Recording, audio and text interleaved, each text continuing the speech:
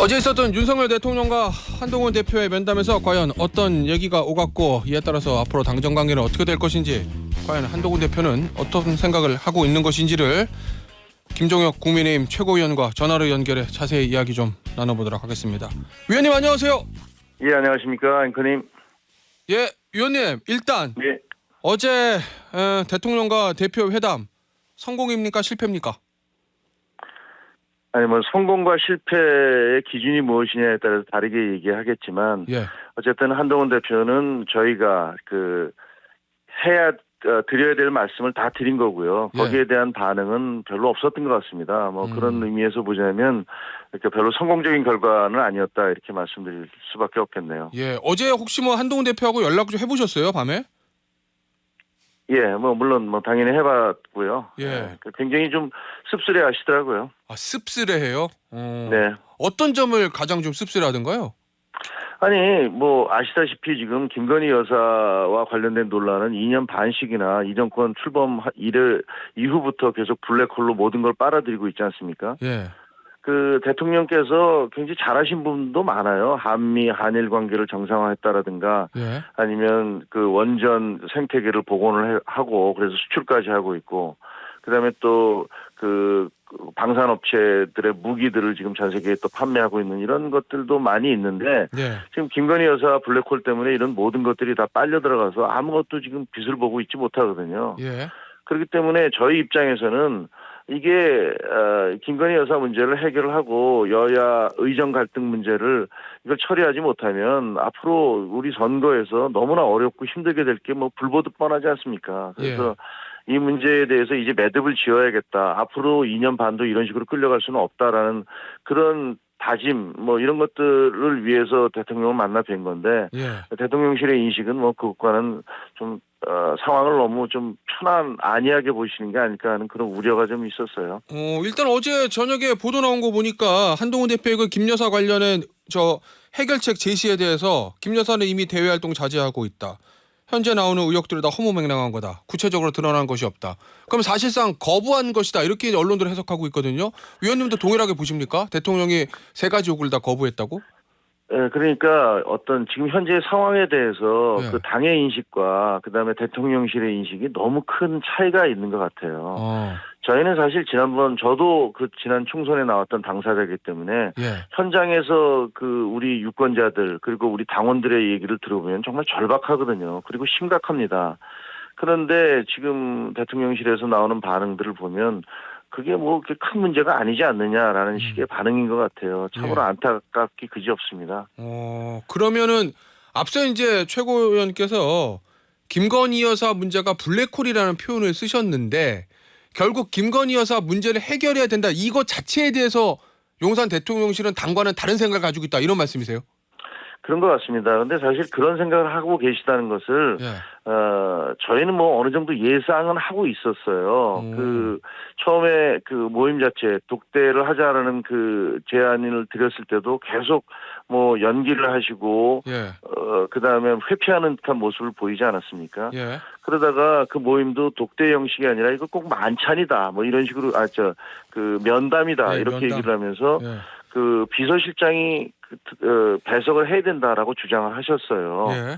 그래서 꼭 2대1 모임으로 가야 된다라고 얘기를 하셨고, 근데 예. 저는 사실은 어제 그 장면에서 좀 충격을 받았던 것은 그 대표가 이제 4시 반부터 하기로 해서 도착을 했는데, 예. 그 대통령께서 뭐 이후 그 사무총장과의 전화를 한다고 하면서 늦게 오셨잖아요. 예. 한 25분 정도 늦게 오셨는데, 예. 그 대표를 그냥 밖에다 세워놨어요. 그래요? 예, 안에서 앉아서 기다리는 게 아니라, 아, 이건 처음 알려진 얘긴데. 예. 뭐 밖에서 이렇게 계속 서 있게 했고, 예. 그다음에 뭐 단독 회담, 그러니까 쉽게 하면 독대가 아니라 뭐 비서실장이 배석한다고 했지만, 어째 사진을 보시면 예. 그 용산에서는 여러분들이 나오셨잖아요. 그렇죠. 예. 6-7분이 우르르 거기 서 계시고, 대표는 당에서는 아무도 없이 이제 혼자 거기 지금 들어가 있는 거 아닙니까? 예. 그것도 모양이 너무 이상하더라고요. 예. 그리고 그 대통령실에서 그 릴리즈, 그러니까 배포한 사진을 보면 예. 그 책상 앞에 윤석열 대통령이 두 발을 식탁 위에 올려놓고 앉아 계시고 그다음에 예. 그 비서실장과 그 앞에 이제 우리 한 대표가 예. 뒤통수만 보이는 모습으로 계속 그런 사진들이 이렇게 그 릴리즈가 됐고, 예. 근데 거기 보면 마치 그게 무슨 이제 교장 그 선생님이 학생들 놓고 훈시하는 듯한 뭐 그런 느낌을 주는 그런 사진들이었잖아요. 예. 그것도 상당히 놀라웠고, 예. 그다음에 그 거기 왔던 분들, 그러니까 대통령과 함께 왔던 분들 보면 한 대표가 혹은 언론에서 그분이 이른바 김건희 여사 라인이다 해서 예.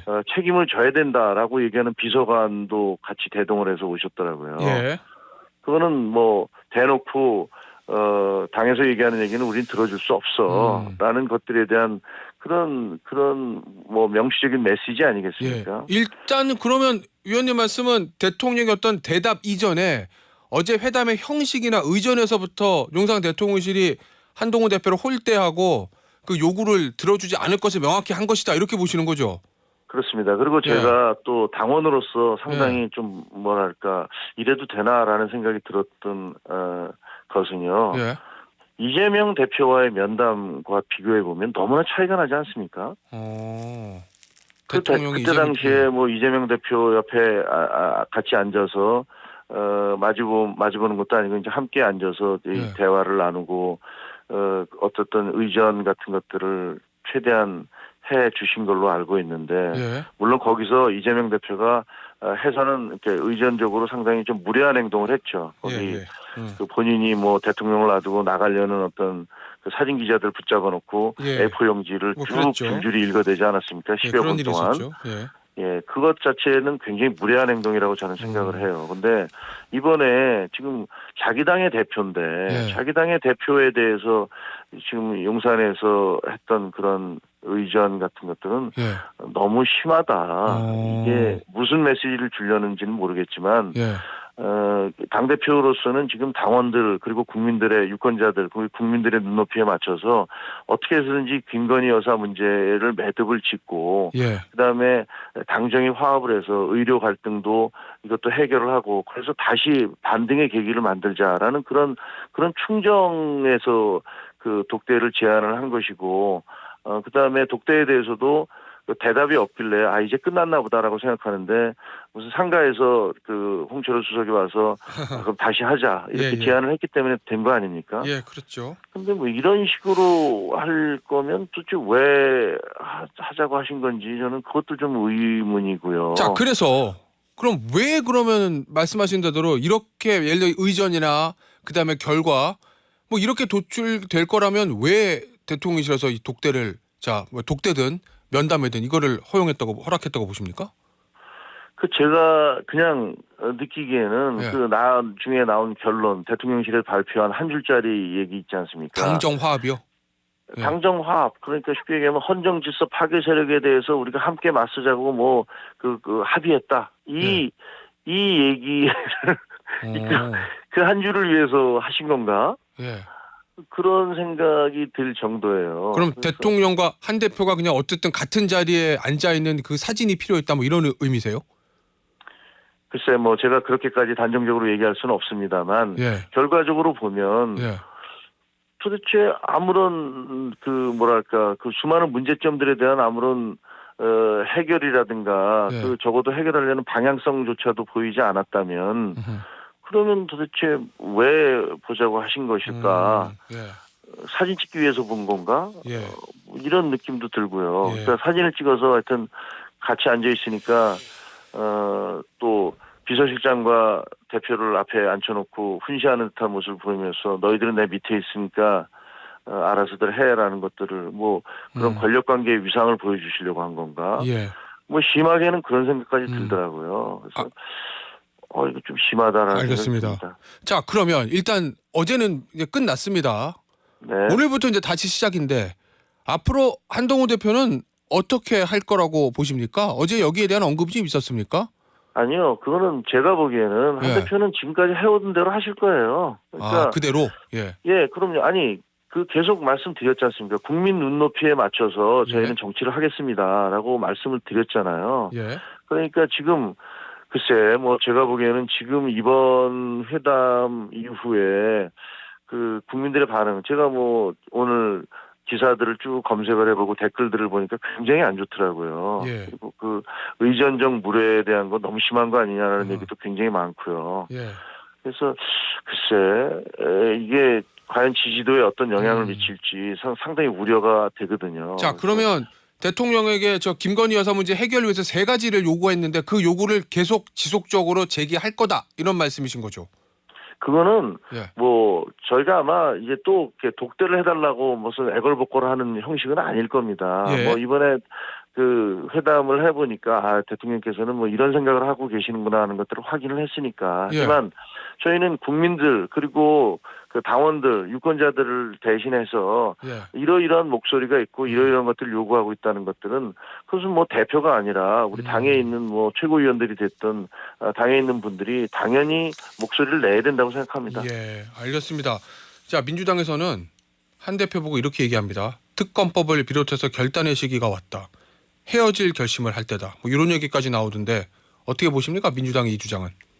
그거는 민주당에서 뭐 이관계를 쓰는 거고요. 예. 그 민주당 뭐 어떤 경우든 저희가 민주당과 손잡아서 뭐 대통령실을 힘들게 하는 그런 방식을 취하지는 않을 겁니다. 지금 아시다시피 민주당이 내놓은 특검법 아니라는 거, 김건희 여사 특검법이라는 것은 뭐 수많은 악법 조항을 거기다 포함하고 있는 거 아닙니까? 그리고 예.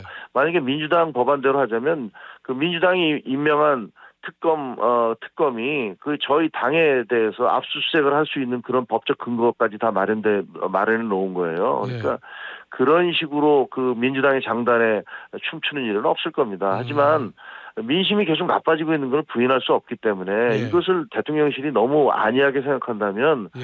그러면 정말 뭐랄까 굉장히 그 불행한 결과를 낳을 수도 있잖아요. 그래서 이런 부분들에 좀 숙고를 해 주십사라는 것들을 말씀드리고 싶습니다. 자, 앞서 말씀하셨던 한 대표는 기존에 하던 대로 계속 할 것이다. 이 얘기는 구체적으로 어떻게 하겠다는 말씀이세요? 그 메시지를 계속 내겠다 이런 말씀이신 건가요? 김건희 여사 관련된? 뭐 그건 당연히 내야 되지 않겠습니까? 왜냐하면 저희가 내지 않는다 하더라도 국민들이 계속 거기에 대해서 불만을 표시하고 여론이 악화되면 예. 그거를 눈을 가리고 그런 게 없으면 귀를 막고 그런 게 없습니다라고 얘기할 수 없잖아요. 예. 현실을 예를 들면 뭐 숲을 속에 고개를 쳐박은 꿩처럼 현실을 외면한다고 해서 현실이 뭐 사라지는 건 아니지 않습니까? 예. 그 예전에 저 지난번 저랑 인터뷰하실 때 만약에 어제 독대에서 별 성과가 안 나오면 대통령의 현실 인식에 대한 변화가 없으면 이번에 김건희 여사 특검법이 통과될 수도 있다 이런 우려를 말씀하신 적이 있거든요. 자, 근데 굉장히 걱정하고 있습니다. 실제로 어제 아무 성과가 없었습니다. 그럼 어떻게 될 것 같습니까 앞으로? 왜냐하면요, 예. 제가 그 이후에 전화를 많이 받습니다. 예. 여기저기서 우리 당원들로부터도 받고, 그다음에 우리 원외 당협위원장들로부터 받고, 의원들과 통화를 하면 다들 분개하는 분위기거든요. 예. 이거 우리가 당이 잘 되자고, 이게 뭐 김건희 여사 얘기하는 게 무슨 개인적인 사감에 의해서 얘기하는 게 아니지 않습니까? 예. 이건 문제를 해결해서 어떻게든지 당과 정부가 성공한 대통령 그리고 정권 재창출하는 정부를 만들자라는 건데 지금 그 부분에 대해서 아무 문제가 없다. 당신들의 인식이 잘못된 거다. 이런 식의 반응이라면 그러면 글쎄요. 그게 국민들이 그걸 과연 납득을 하실까? 그리고 그렇게 될 경우에 예. 그 김건희 특검법이라는 악법이 올라와 있는데 이게 예를 들면 지난번처럼 4명이 이탈을 했습니다. 근데 또 정말 이런 분위기가 나빠지고 여론이 나빠지면 이 부분에 대해서 홧김에라도 무슨 그런 투표를 해서 혹시라도 민주당의 법안이 통과될까 봐 저희는 상당히 걱정하고 있습니다. 알겠습니다. 자, 마지막 질문이 될 것 같은데요. 어제 국감에서 있었던 저 강혜경 씨 얘기 좀 하나 해볼게요, 위원님. 네. 어제 강혜경 씨가 이렇게 얘기했어요. 이준석 당시 당대표와 윤상현 공관위원장이 창원 의창을 전략공천 지역으로 만들고 김건희 여사가 김영선 전 의원 공천 준 것으로 알고 있다. 뭐 이렇게 주장했거든요. 이 말이 네. 맞다고 하면 여당의 어떤 시스템 공천 이거 근간을 흔드는 건데 이거 뭐 한동훈 대표가 얘기했던 당부감사 뭐 이런 걸로 좀 풀어내거나 밝혀내거나 개선할 수 있겠습니까?